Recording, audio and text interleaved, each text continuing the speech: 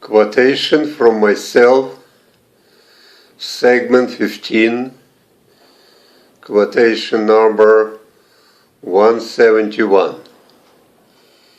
In a strange twist of tragic logic, the AIDS and associated with this horrible disease, the inevitability of death, have brought dignity and acceptance to one of the most reviled and hated group in society, the homosexuals, thus giving to the dying which has been denied to the living.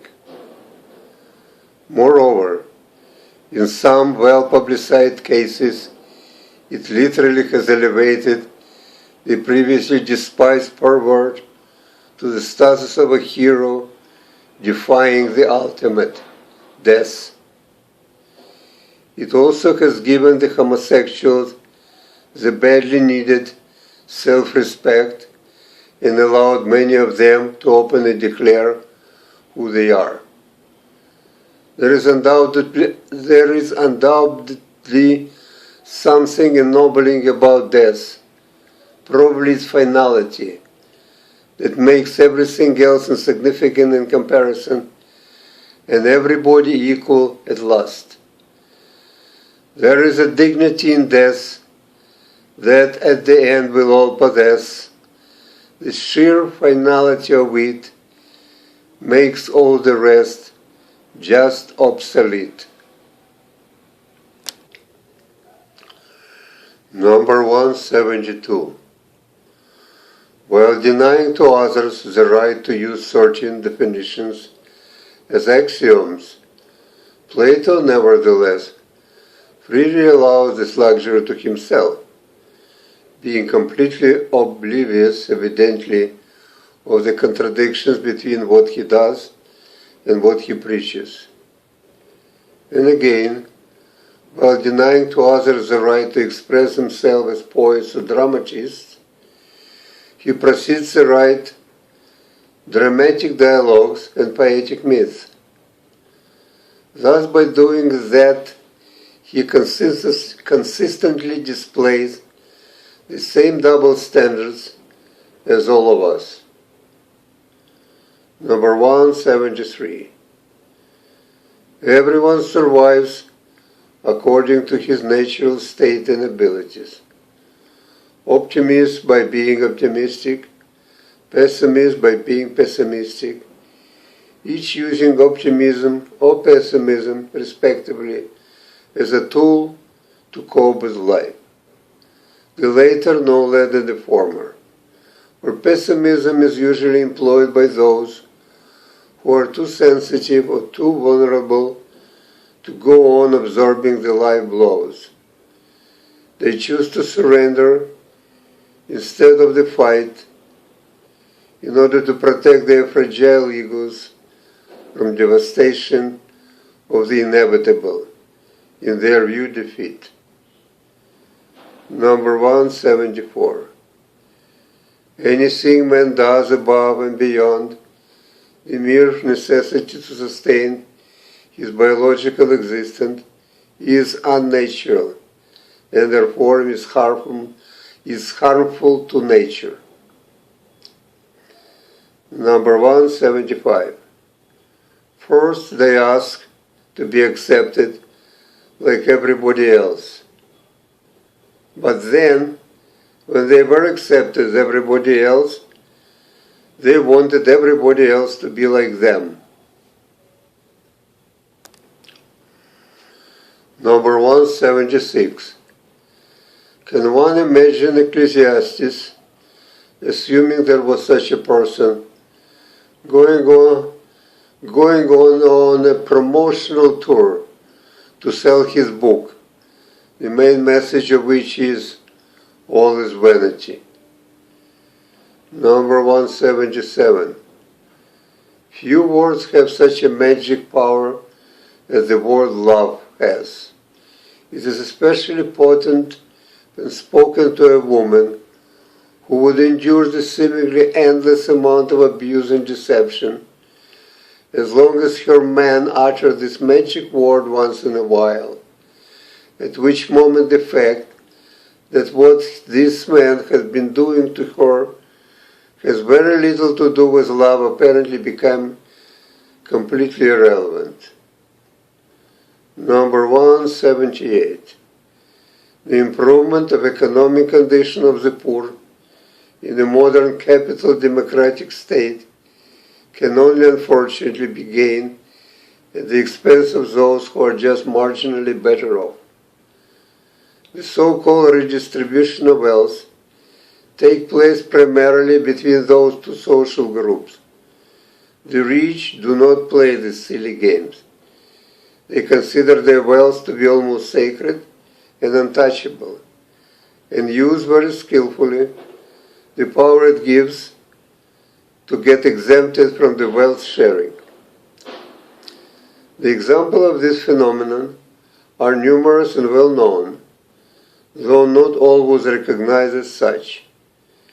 The whole taxation system of a modern capital democratic state is designed to take money from the working poor to support the ones who are not working, which brings relative social stability and helps to maintain the level of consumption necessary for the modern economy of mass production, and at the same time to exclude the rich from the participation in this process, though they are the main beneficiaries of it. When accused of refusal to share their wealth, the rich usually defend themselves by saying there are not enough of them to help the poor anyway, so they shouldn't do it at all.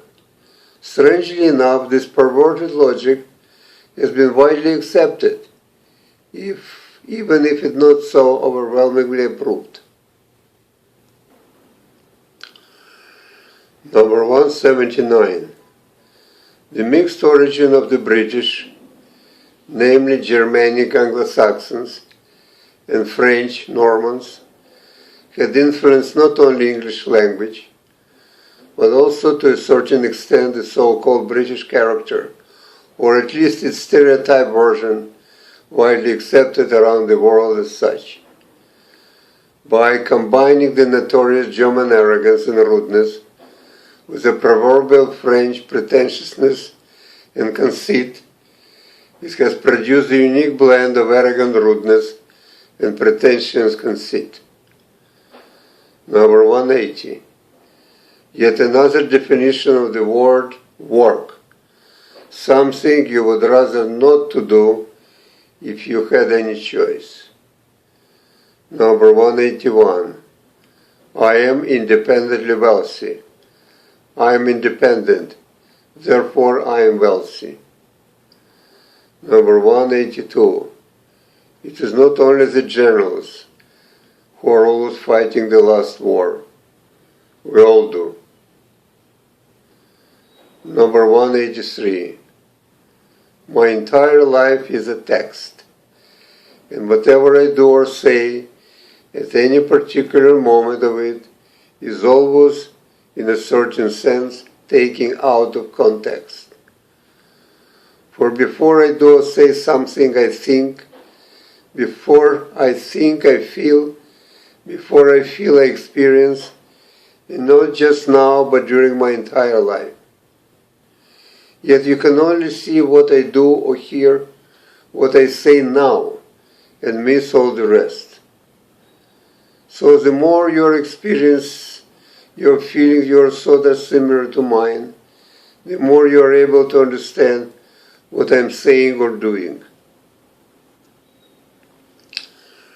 Number 184. We are often looking for exceptions when we cannot accept the rules. Number 185.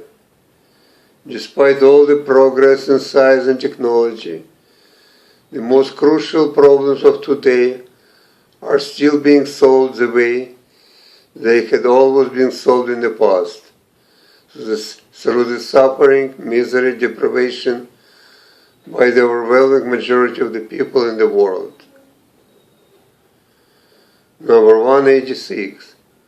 The so-called parties in Toronto sometimes resemble gathering in a funeral parlor, and the only thing that seems to be missing is the body of the deceased.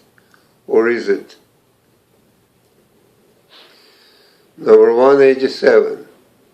If a city can be defined by a specific color, the most fitting Toronto would be a fading gray. Faded dresses, faded faces, faded thoughts and commonplaces. Number 188. Books are friends of lonely people. There is a close connection between reading and loneliness. First, reading by its very nature is a solitary pursuit. Second, the book presents to the reader a subjective reality which is always different from objective one, since it's already processed, organized, and largely explained by the writer. Thus, the more we read, the more we grow accustomed to the processed reality, which inevitably leads to alienation from the world around us, and consequently to loneliness. When, for whatever reason, it's difficult for us to relate to others, those who are addicted to reading almost automatically reach for a book to relieve their loneliness. But the more we read, the lonelier we became, thus finding ourselves in a vicious circle, which makes books not only the friends of the lonely people, but also their enemies. Yet on the positive side, some of these lonely readers, and probably the loneliest ones, eventually became the writer of books themselves, and by doing so joined the others who turned their addiction into a profession. Number 189. For a long time, the modern art has been, and to a greater extent still is, in a state of ambiguous vagueness, perpetually pregnant with meaningful significance and yet seemingly unable ever to give birth to it. Number 190. The biggest and the most convincing lies are made up of half-truths. Number 191. Rare are the men who find joy in the good fortune of others. As it is, despite the fact that all religions preach love and compassion, the majority of us still defy inner satisfaction out of somebody else's misery. Number 192. I wouldn't mind to acknowledge your superiority as long as you do not assume that it entitles you to receive a bigger share of what we both consider to be equally valuable in life, especially when your gains come at my expense.